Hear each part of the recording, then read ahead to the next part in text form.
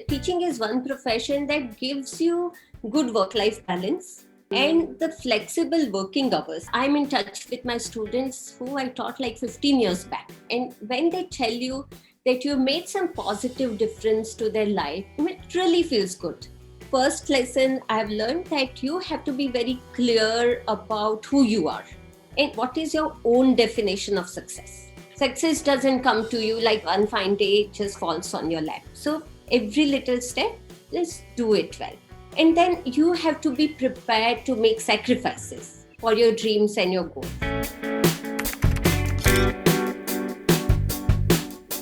Myself Gaurav Garg, and we welcome all our viewers to our show Amazing Mentor. Today with us is Manisha Pathak-Shelat. She is Professor Communication and Digital Platforms and Strategy, Mudra Institute of Communication. Her strengths are teaching experience at preschool, undergraduate and graduate level in US, India and Thailand. Background in transnational research, professional media experience and training skills, and publications in journals of repute. It's a pleasure to welcome Ms. Manisha Pathak-Shelat to our show, Amazing Mentor. Welcome, ma'am. Thank you, Gaurav, and thank you all the viewers. Tell us about your childhood and the hobbies you enjoyed. So Gaurav, I can say that my childhood was idyllic and idealistic because both my parents were professors and I grew up on the campus of the MS University of Baroda. So it has its pros and cons, I would say. So let's look at positive sides. So growing up in a vibrant university campus is a very different experience. At a very young age, I got to experience the most beautiful things in life, like the MS University. Our evenings were spent, there were art shows and classical music concerts in the Darbar Hall.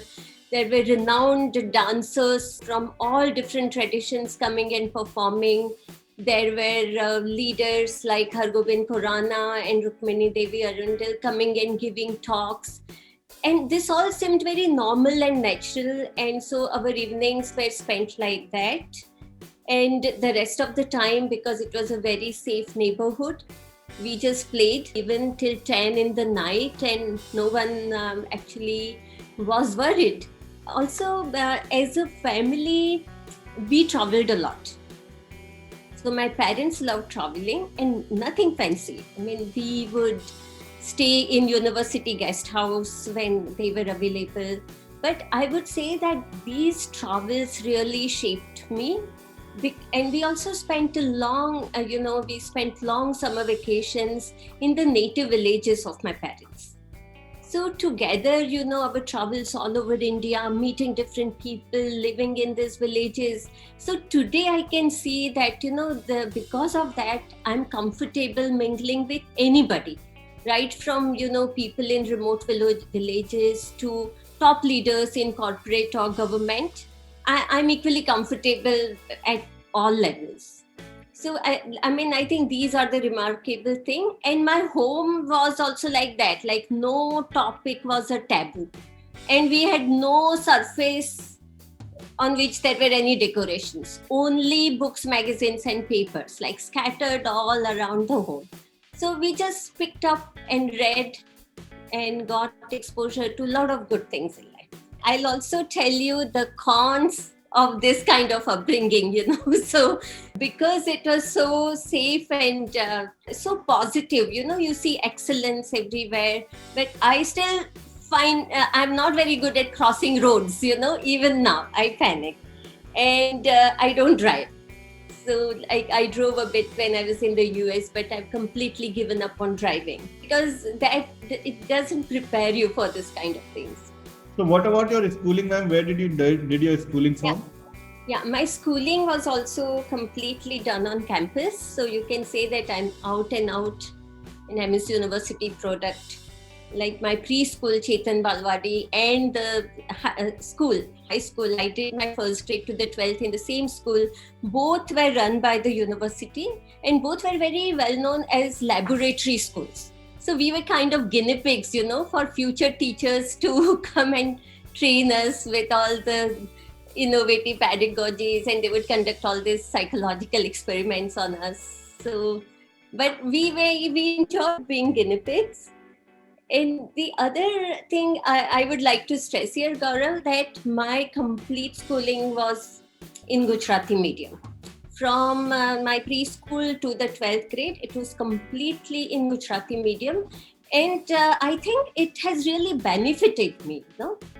So the kind of exposure I got to Indian literature, music, folk songs, folk stories, the connection I can establish anywhere in India, my interest in other Indian languages. So I want to tell everybody who is studying in regional medium that don't look at it as a handicap, look at it as an asset.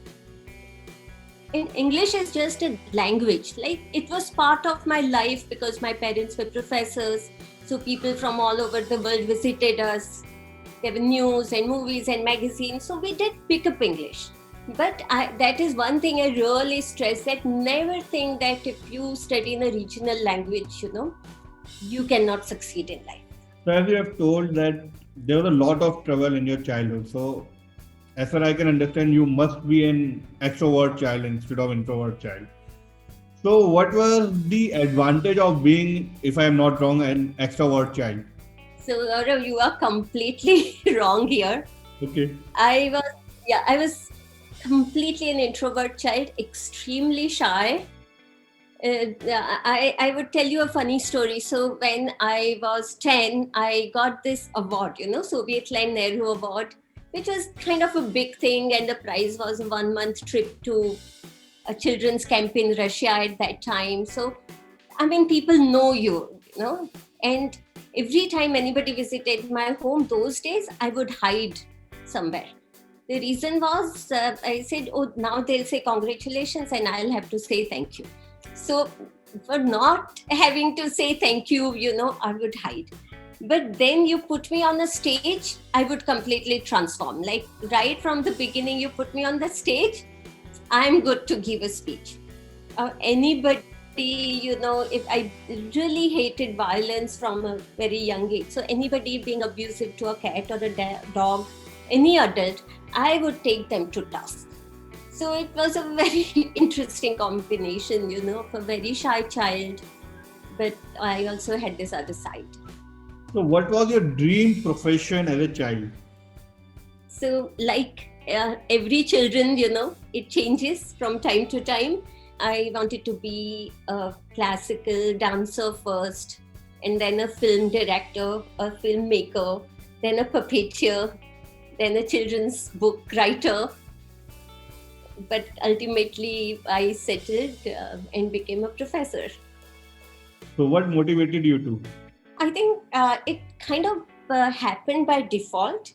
And so I did other things before that. I was a freelancer for some time. I had started my small organization called Media Workshop, and I was doing consultancy to that. I was also city correspondent for Femina, both English and Gujarati, because I'd always been bilingual. But teaching happened, kind of as default, because when we settled down in Vadodara, my husband was a professor here too in architecture.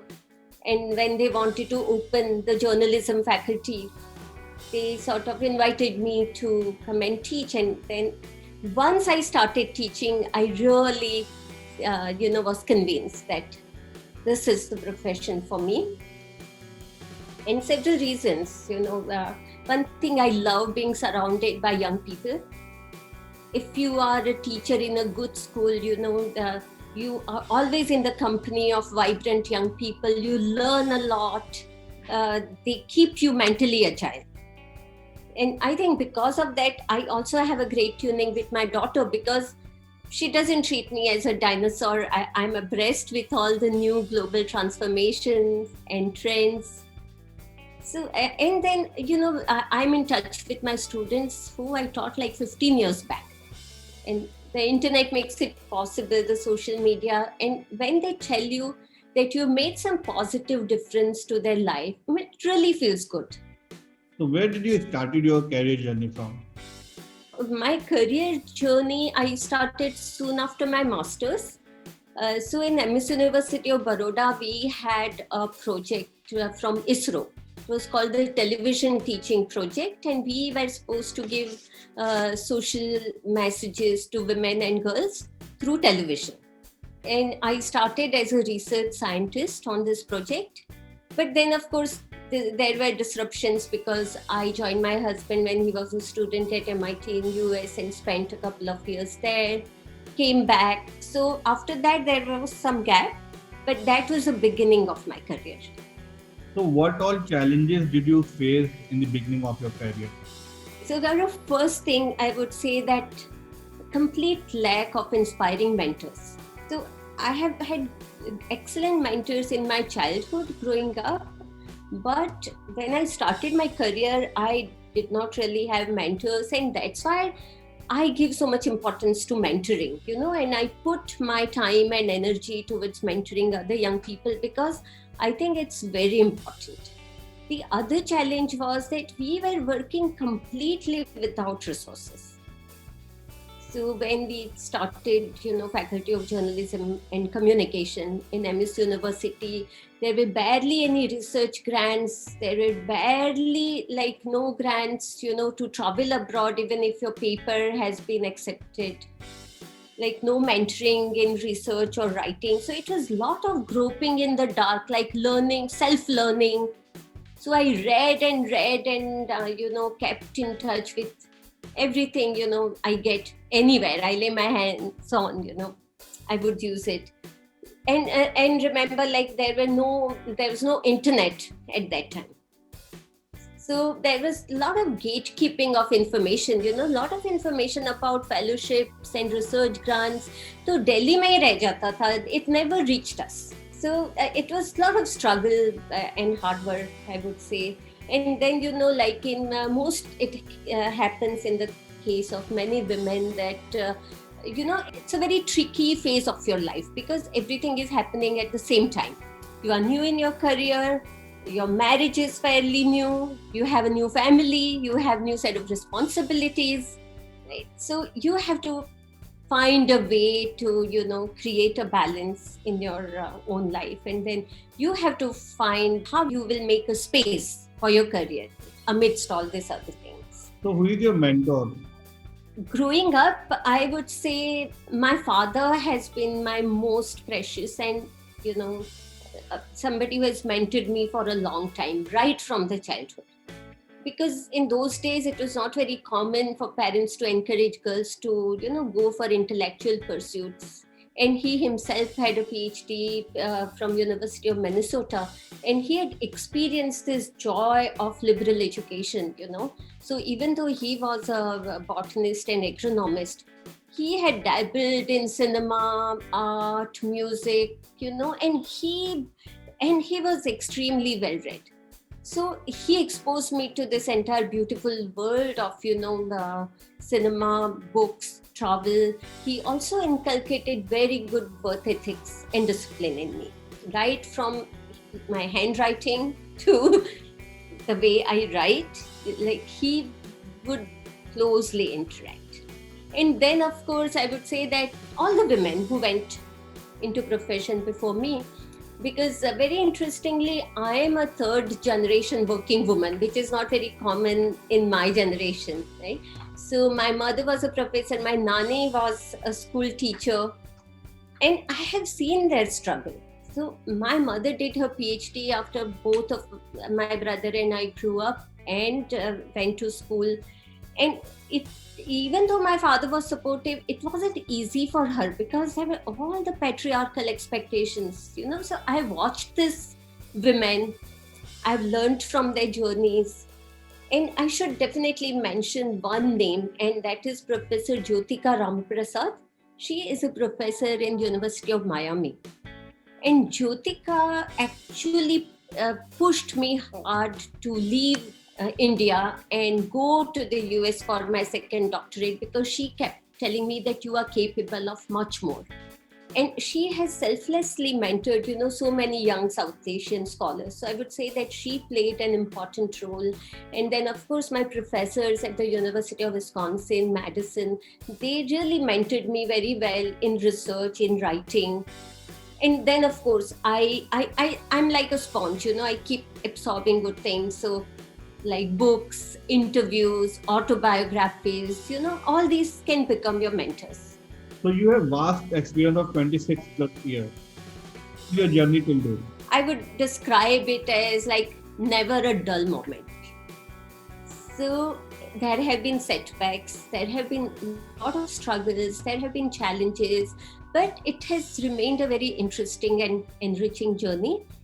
Through my work, I've met such interesting people all over the world, and some of them have become lifelong friends. So meeting like really interesting people, that has been an interesting part of my journey. Because of my work, I got to do all these long and short stints, like US, Canada, Thailand, so Finland. So I've worked, for a longer or short time in all these countries, absorbed, different work cultures. So I would say it's been a very, very interesting ride so far. And luckily for me, my husband is a professor, very, very supportive. So a lot of the part of this journey has been taken together. So like when he was a student at MIT, like I was with him. When I was a student at Wisconsin, he was with me. We both were together in Thailand as visiting faculty. So, it becomes all the more interesting because your family is with you. Like my Wisconsin stint was also like a family adventure. My husband, my mother, my daughter, everybody supported because I was in my 40s when I went for my second PhD. So that wasn't easy. So I wouldn't say it's been an easy journey, but it's been an extremely interesting journey.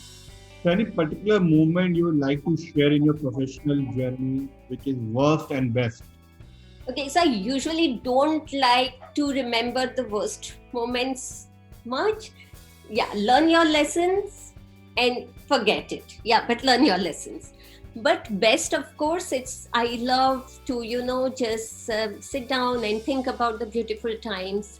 And one such moment definitely is when I got my second PhD from University of Wisconsin-Madison. And I tell you why. Because this was like a culmination of a dream, it was a long overdue dream. And not just of me, but also of my late father.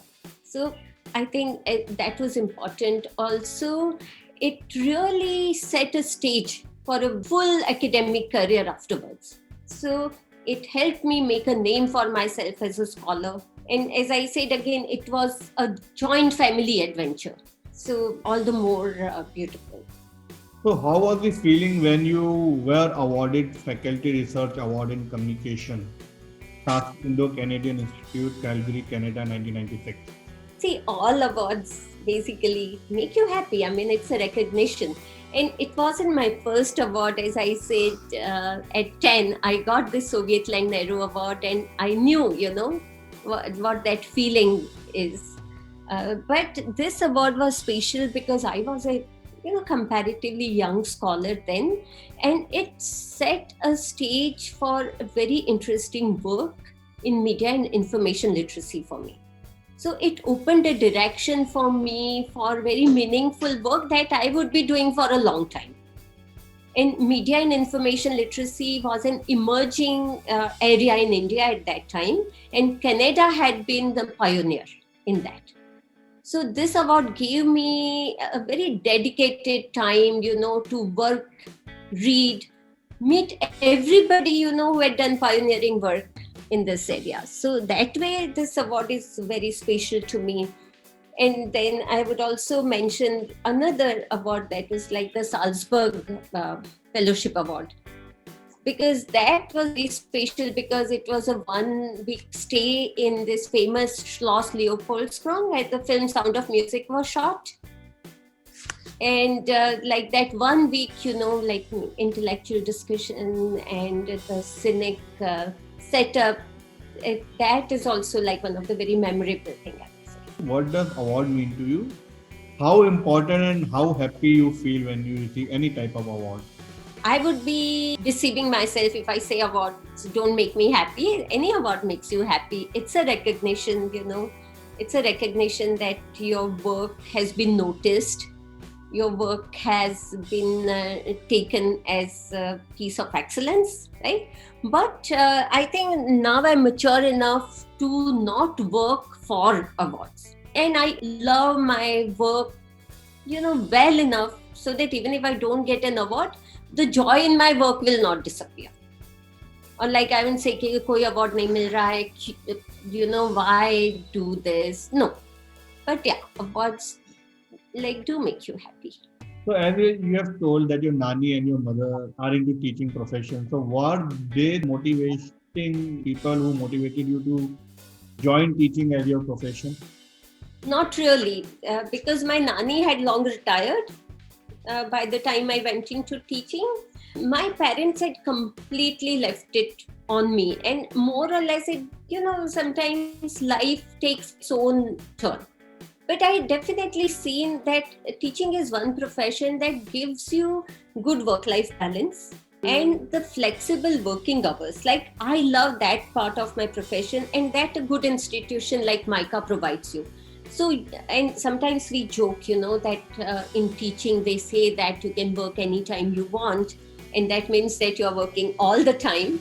So but jokes apart, I really like the flexible working times. So at present, you are professor in Mudra Institute of Communication, Ahmedabad. How is your experience? Mudra Institute of Communications, Ahmedabad, or now we say MICA. So it's a one of a kind, I would say. There is not a single institution in the country that we would say is like MICA. So MICA has given me the space to do the kind of work I value. Because here I am working in collaborations with global leaders, global institutions, the best of the universities. And then I also get to do very locally engaged grassroots works. I chair MICA Center for Development Management and Communication. And through this center's capacity building programs, research, I get to work in the villages with, grassroots women entrepreneurs, say from organizations like Seva.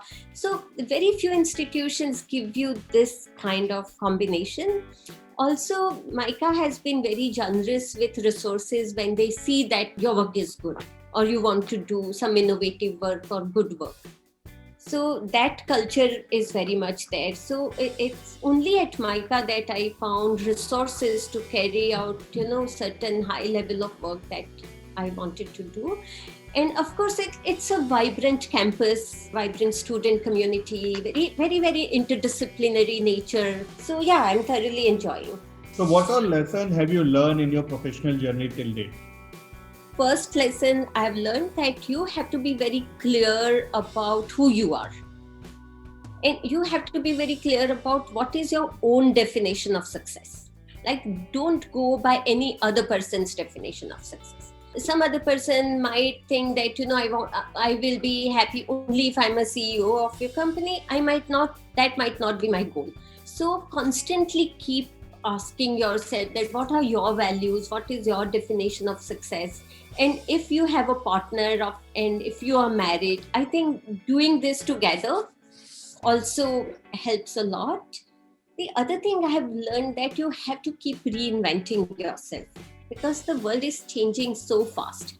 You cannot just sit, and relax and say, okay, whatever I've learned and whatever I've been doing, I'll continue, that will support me throughout my life and career. No.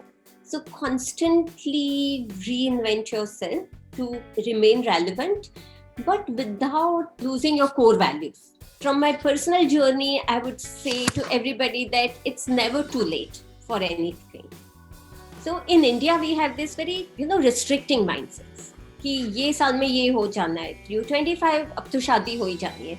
अच्छा 5 साल हो गए शादी के, if you not have 2 kids, it's too late. So everything has a very prescribed time frame, but that's very limiting. So as I told you, I did my second Ph.D. I left a permanent job, moved out, learned, did my second Ph.D. in my 40s, and it gained so much out of it. So never ever think that if a certain age has gone, you have lost an opportunity. And apart from that, I would say that your job, your career is a very important part of your life, but it's only one part of your life.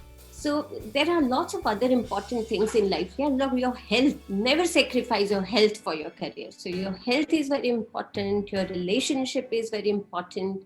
Giving something back to the community is very important. So it's good to have this holistic life. Then you don't rather be in this narrow rat race in your career. So what all are do's and don'ts you would suggest to students who are just starting their journey? Okay, let's look at the do's first. First thing, like dream big. Only if you have dreams, you will have an interesting journey towards that. But at the same time, my experience shows me that every little step counts. And that's how things have happened to me in my life, that I'm determined that even if it's a small talk in a village or my class or a conference presentation, but everything has to be done well, and one thing leads to another. Success doesn't come to you like one windfall, then one fine day it just falls on your lap. So every little step, let's do it well. Okay, the second thing is that your ethics, integrity, kindness, like don't leave this behind in your race towards, career success. These, you have to preserve this in your lifetime. And then you have to be prepared to make sacrifices for your dreams and your goals. As they say, there is no gain without a pain. I won't call it a pain, but if you just want to be in your cushy comfort zone, so there is this saying, right, that grow a backbone, not a wishbone. There may be some lucky people to whom that happens, but automatically things just don't fall in your lap. So if you ask me, don't. In Gujarati, we have this word, pata bhi devano, ki kaise bhi karke na shoddy job karke khatam kar do. So never have that attitude. Do things well, do pay attention to detail. And so this habit of cutting corners, that really harms you in the long run. Also negative attitude. As they say, skills can be learned. But if your attitude is negative, that's going to really bring you down. The other thing I would say that don't be confined to your echo chambers. You have to get out and experience life and connect people who are not like you. That is where the lessons of learnings are. Also, don't try to move ahead, as we said, by cutting somebody else down. And as you were asking me about challenges, and this has been a lifelong challenge for me, though, that, my upbringing never taught me how to maneuver workplace politics. For example, jealousy. I never learned how to negotiate pay and benefits. But I think that it is important in these times. So I would say to young people that, yes, you find a good mentor who can help you with even these areas, how workplace politics, negotiating your pay, important. What advice would you like to give to students who want to start their career journey as a teacher? First of all, get your education from a good institution, so that you are groomed well. And if you are not so lucky to be in the best institution, find mentors. Lots of good professors are willing to mentor you, like if you show that kind of promise. See, everybody's time is very precious, so nobody has time to just give and give and give. But if you show promise and if you are genuine, you will find mentors. Also, basically, don't fall into this social traps. Especially, I would want to tell this to women, that don't fall into this patriarchal trap, and be apologetic about your career. Find the best institution to work. It will be demanding. See, if you are in a mediocre institution, the demands may not be there. But if you are in a good institution, the demands will be there. But the rewards also will be. So don't be apologetic about your career. And this is very important to both boys and girls, that don't buy this myth that, women are born to be multitaskers and they have to shoulder this dual burden of home and work. No, I mean, everyone has to pitch in the house chores, and multitasking can be learned. House chores can be learned. Men can learn those very easily. So, and at the same time, our patriarchal system puts a lot of pressure on young men that, you are the sole breadwinner, you have to provide for everybody's financial needs and material needs. That's a lot of pressure. So I think this young generation has to get out of such traps. The other is, I would say that, see, ultimately your thoughts become your destiny. So think positive, gradually, put your ideas into action. So now we will start our rapid round. Okay. Your favorite actor and actress? Yeah, Irfan used to be my most favorite actor. And Kokna Sen. Favorite color? Turquoise blue and sunshine yellow. Favorite destination? I loved being in Cappadocia in Turkey. It's something out of this world. One change you would like to do if you are granted superpower? I think I would like to reverse the damage we have done to our planet. Things in your wish list? A lot more travel, writing a novel, and growing my own vegetable garden. Second choice of career? Well, I think I would like to be a children's book writer and maybe a life coach. Dream house? I think it will be a cottage on a lake surrounded by lots of trees and a wild garden. At last, one line that defines you? I'm a believer in the scenic route in life. So I believe in stopping and smelling roses on the way. यही से हम अपना interview समाप्त करेंगे. And it was pleasure talking to you, man. Yeah, it was my pleasure too. Thank you, Gaurav. Thanks Thank for you. this opportunity.